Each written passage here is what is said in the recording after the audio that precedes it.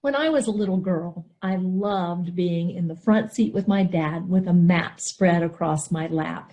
Sometimes he would let me be the navigator, and I loved maps. I loved finding where we were going, and I loved wondering where were we going, what would we find, what would we experience, and what stories would we have to tell when we got back home again.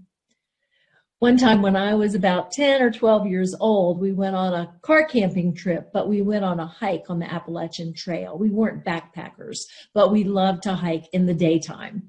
And my dad would make us sing as we hiked, and it was just great, great fun. But one particular day, we were with all five of us, my brother, sister, and myself, and our little dog named Toby. And Toby was a Dachshund and Chihuahua mixture, so you can just imagine how she was on the Appalachian Trail. But my brother and Toby were up in front of us, and all of a sudden I heard this sound of a pop, shh, and I looked down to see my foot hovering just above a rattlesnake. No kidding. Scared the life out of me. And I was stuck for a moment between the freeze and the flight reflex, but I did finally have the presence of mind to flee backwards to my mom and dad for safety. Of course, they were very, very worried about my brother and the little dog who were up in front of us. So my dad forged a path through the side of the woods up to get them and bring them back around to safety. And we all hustled right back down that path to the safety of our car. So this is one of the stories from one of the many trips that we went on where I was carrying the map and I was wondering things, and then we had a story to tell.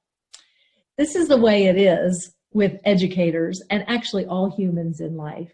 We need maps to tell us where we're going. We need great questions to think about and to make us motivated to learn and to do new things.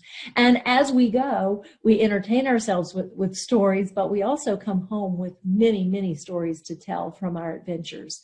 This is true in our classrooms, and every good teacher knows it. You were exposed yesterday to a really great teacher, Dana Mortensen, and she's been one of my teachers as well. Did you notice how she used maps to set out a direction and great questions and great stories that I'm sure we will never forget? Maps and stories and questions will frame our day to day as well, as I'm sure they do in your classroom, even if you never thought about it before. You may have heard these two statements before. I've heard them a lot. Oh, everybody's a change maker. Oh, not everybody can be a change maker. Well, I really wholeheartedly disagree with both of them. Everybody is a change maker in the sense that we change our surroundings just by living and breathing and walking around. But I'm talking about what I call a big C change maker. And that's different than the ordinary things that just happen merely because of our existence. It happens because of very intentional existence. I also disagree with the statement that not everyone can be a change maker, because I'm here to tell you today the reason I'm doing the work I am is because I know that everyone can be a change maker if they just know how. I like this definition from the University of Northampton in the United Kingdom. A change maker is anyone who sees a social or environmental problem and has the skills and the grit to do something about it. This is a definition that I think encompasses what we mean by the big C change maker. Our map for today is what I call the Changemakers map, or the Changemakers journey. And it starts like this. Purpose is the North Star on this map. It's our reason for being. What is it that we're here for? What is it we're intended to do? And people, of course, are the foundation for that.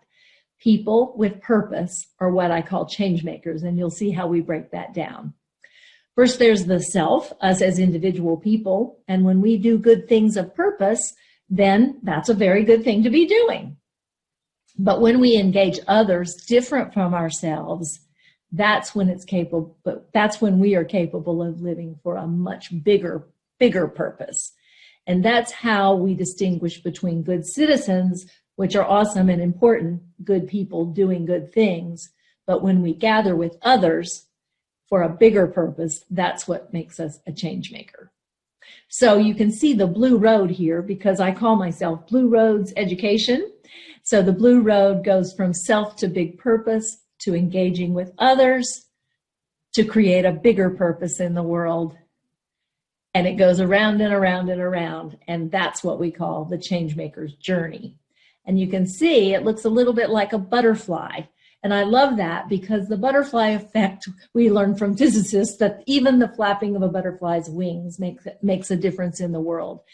Even little things that we do, as long as we engage with diverse others, can make a big impact. If we stick to ourselves, just doing little good things, that's not Changemakers work. It can be good stuff, but it's not change making until we engage with diverse others. And that's the real difference. And you can see this butterfly or blue road path can be turned on its side as well. We go from self to engaging others in big purposes. So either way, it works out just great and describes the Changemaker journey either sideways or upside down. But the important thing is to be visiting all of those quadrants over and over and over again. Like so. You'll see here there are 4 different words. Self has become homegrown, meaning the homegrown self. We all come from somewhere. We all come from a place and people and influences in our lives that affect who we are in the world. The patchwork replaces the word others because in Blue Roads Education, we're talking about diverse others. The beauty of a patchwork quilt that surrounds us and comforts us, but also exposes us to great art, great music, great humans with different experiences from our own. And that's what makes the beautiful patchwork of the world. And solutions are those big purposes we're living for in the world. But when we engage with diverse others, that's when we make a real impact. That's when we create homegrown solutions for a patchwork world. So those are new words on our map, and I've broken them down one more way, and this is the way we'll refer to them for the rest of the day. The being quadrant is all about the self, our homegrown selves. The doing quadrant is about the solutions we're working for, our big purpose in the world. The connecting quadrant is how we relate to diverse others. And the reflecting quadrant really is about how we reflect internally about our impact on the world, but also how we reflect outwardly to the world and create our big representation in the world. So stories like my rattlesnake story don't have to be long. They don't have to be beginning, middle, and end. But they are the powerful way that we connect to others, the way we remember our lessons in life, and the way that humans can have an impact on the world is really through our stories. So today we're going to be using our stories, our questions, and our maps. So I'll give you just a couple of examples. Here's a couple pictures of homegrown Patty in her beingness. The one in the lower corner is my mom and dad, my brother and sister, and grumpy old me on the day I was getting my picture made. My dad was a United Methodist minister, so we lived in parsonages all over the state of Virginia because that's the way it was done back then. And my mom was a registered nurse. She stayed home with us until I was about in the 5th grade. And that time is when I started taking over making the meals on the 3 nights a week when she went off to work. And that, again, like the maps, made me feel very competent and important in my family. So I started to feel my sense of service in the world when I was in high school, and what you see me there is trying to give a speech in front of Perry McClure High School when I was on the student council. So that's some of where I come from.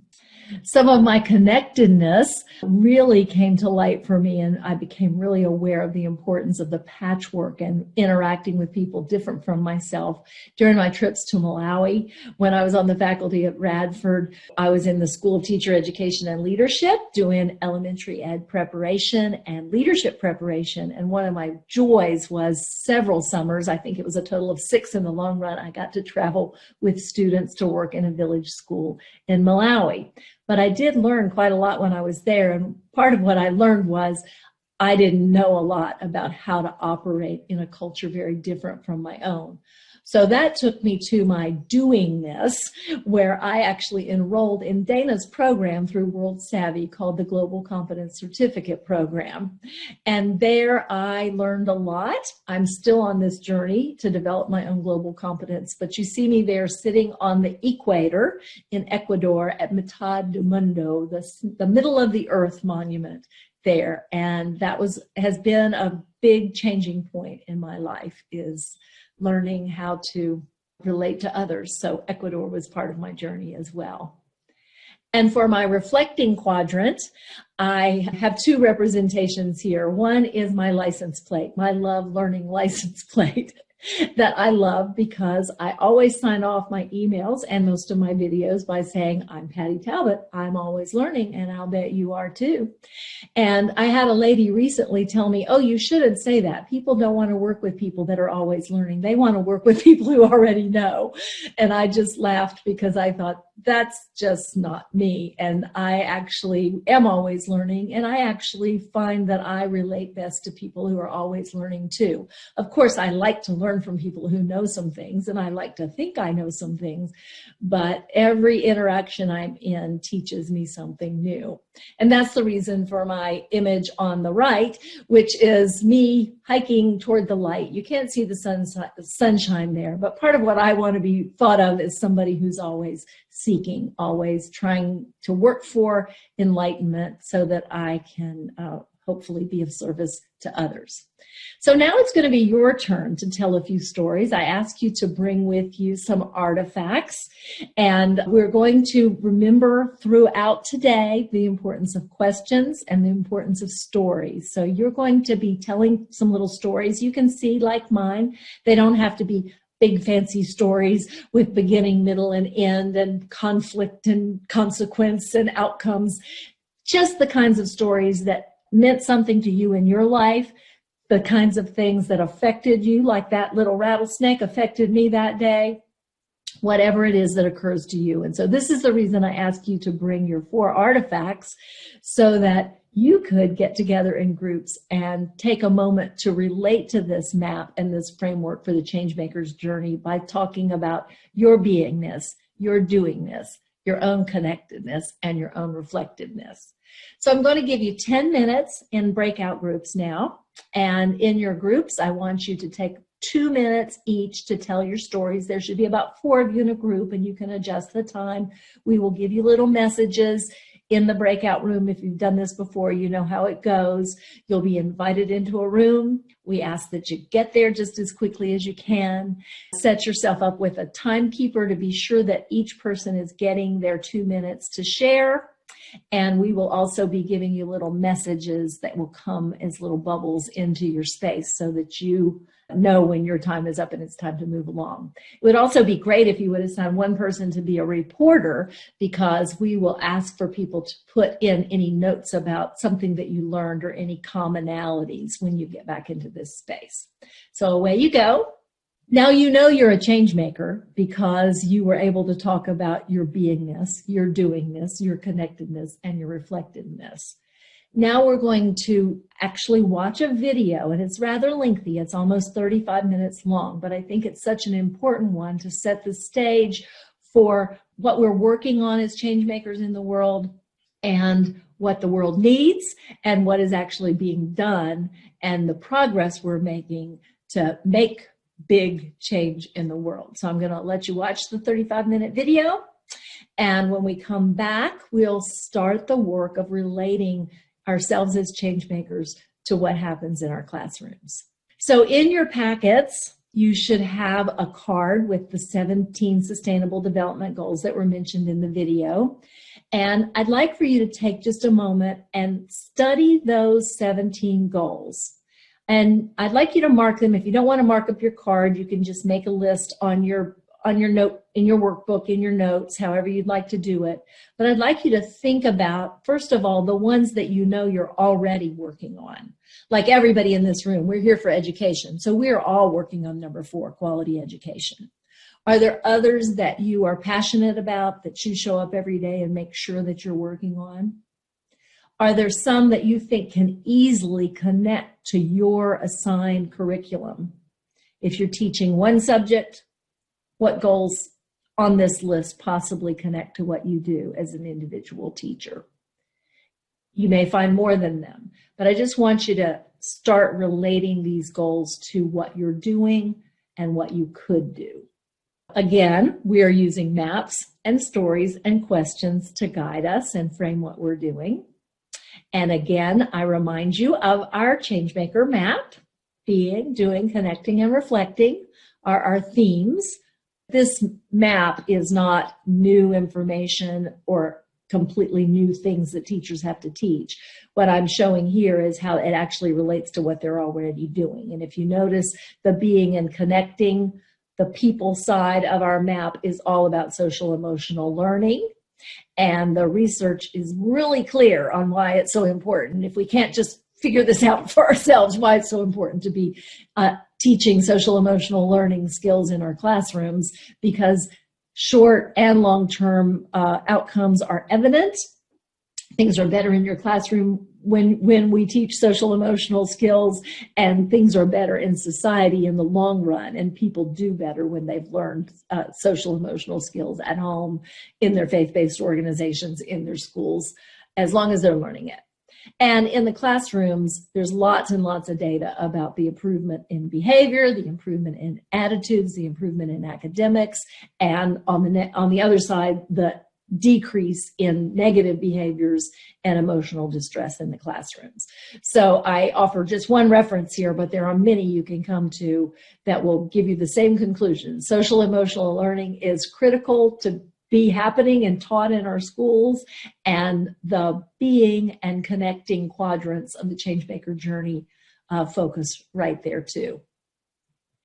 And on the upper side of things, the purpose pieces, the doing and reflecting pieces are all over the work that we're doing with inquiry-based learning, problem-based learning, project-based learning, all of those active engagement kinds of work that happen in schools when we're working on real work for the real world instead of just exercises in our classrooms. And again, there's lots and lots of research to say why this is important. Students retain more when they are actively engaged in their learning, and it's relevant to their own lives.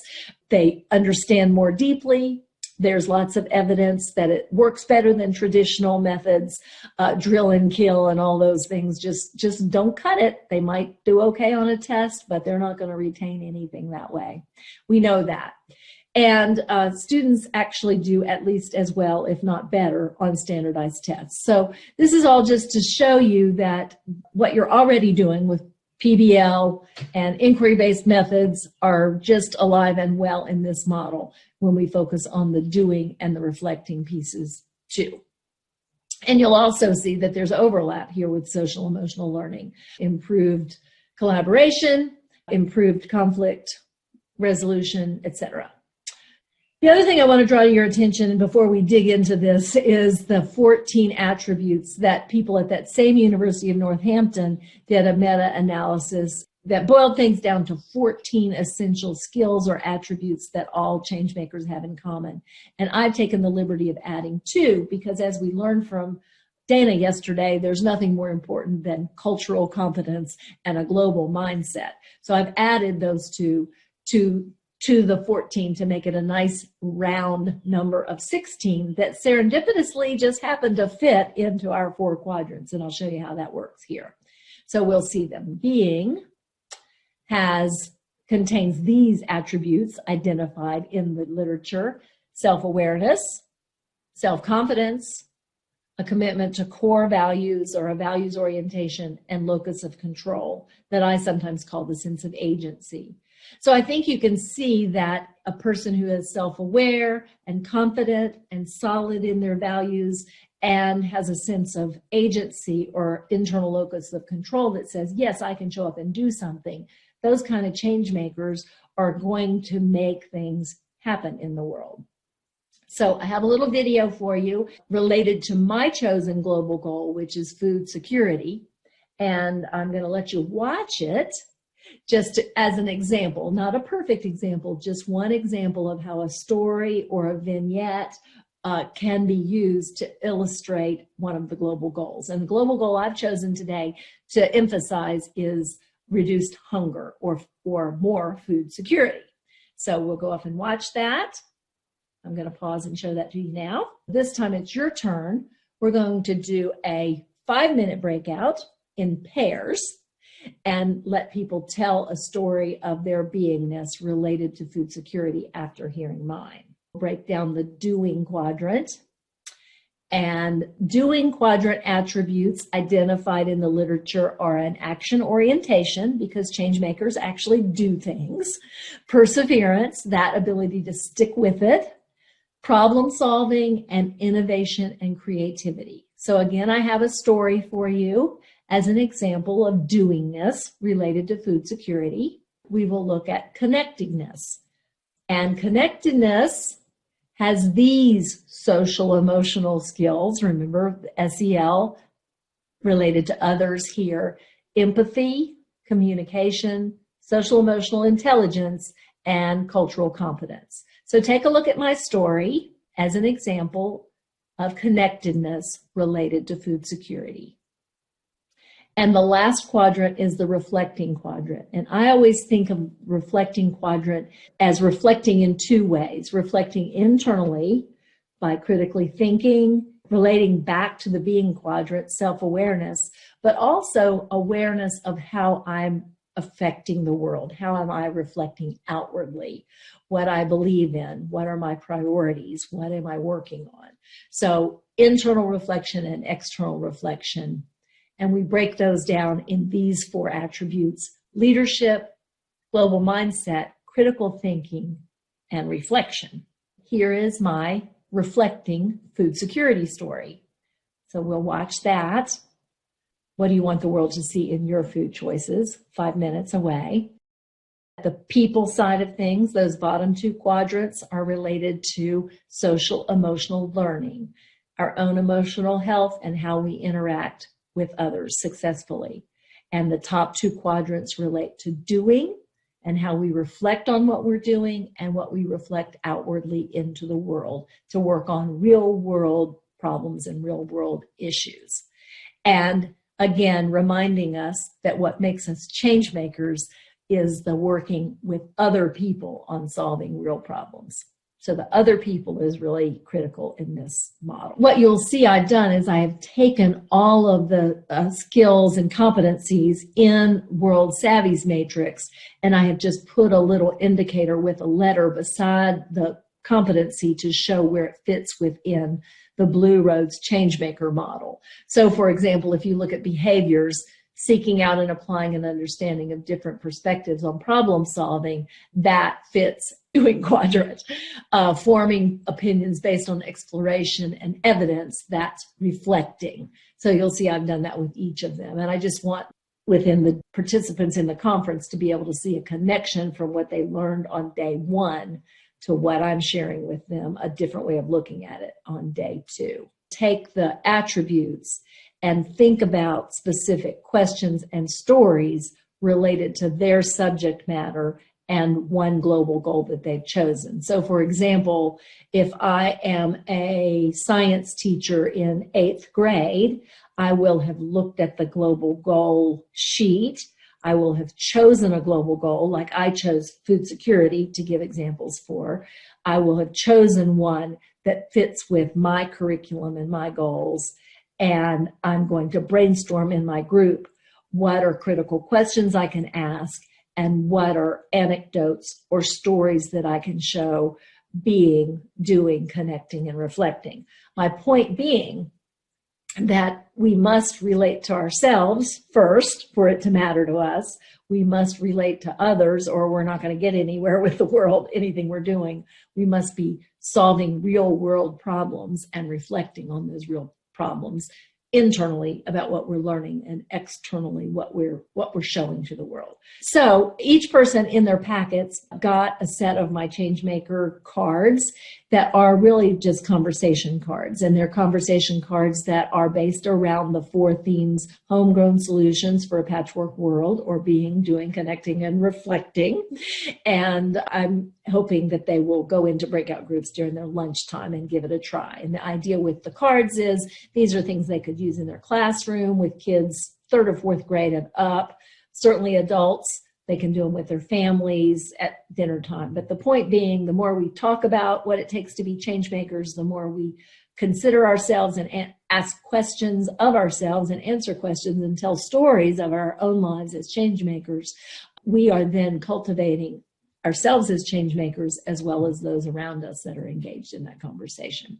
Packets that are actually wildflower seeds that will represent our work together today. They can plant the seeds of change into the world. And I would like to close it off by saying my mantra, blessing, whatever you want to call it at the end, to say goodbye, which is, may you be grounded in your beingness, guided in your doingness, generous in your connectedness, and inspired in your reflectiveness.